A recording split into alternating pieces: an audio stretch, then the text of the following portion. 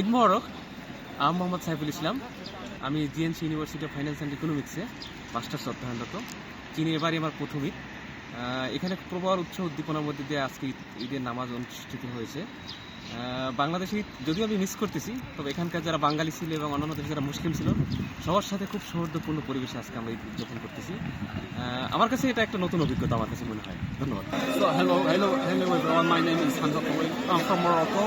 So today is the Eid al-Fitr here in China, Nanshan City. So today the overall experience is good. So yeah, we started doing prayer and everything.